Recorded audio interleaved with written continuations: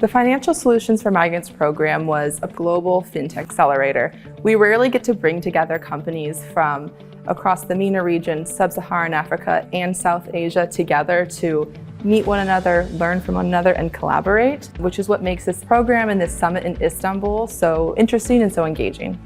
We've ran a couple of refugee and migrant-focused programs in the past and really noticed a gap in the market in that this was a sector that a lot of other accelerators and investors weren't focusing on. So for decades, the only option that has existed for immigrants to support their loved ones back home, especially when it comes to the most critical need that their family members have, healthcare, has been to transfer money. Our solution prepays for the care that their loved ones need, bringing them relief and immediate care.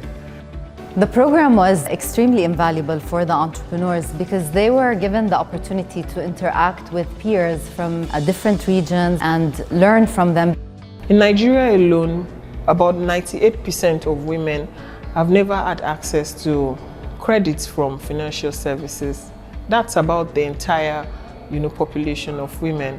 To lift participation for these women through financial literacy, through tools, and through connecting them to quality funds, especially credits. And that essentially is the Harvest solution. A lot of the communities within the market that we service, which is the Middle East and North Africa market, are still very reliant on the cash industry. So our model has been very specifically designed, A, for the unbanked people, and then secondly, it has incorporated the cash aspect into it.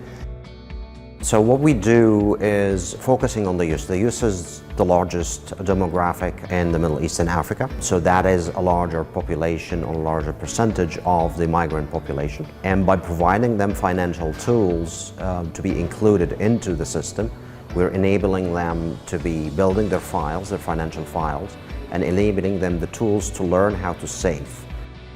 Rahat is an aid distribution platform that gets aid to the ones who need it the most.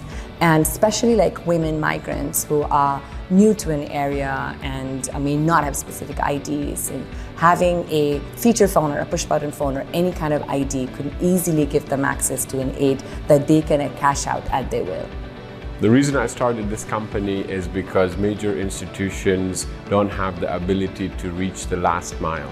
We provide aid packages to women migrants who have been internally displaced within Afghanistan and Turkey. We're trying to serve the 3 billion people who are not part of the digital economy. Unfortunately, most of the investments into fintechs go into companies which do not take into account a gender lens. The Swiss Agency for Development and Cooperation and the Austrian Development Agency are funding the impact-linked fund for Gender Inclusive Fintech to change that.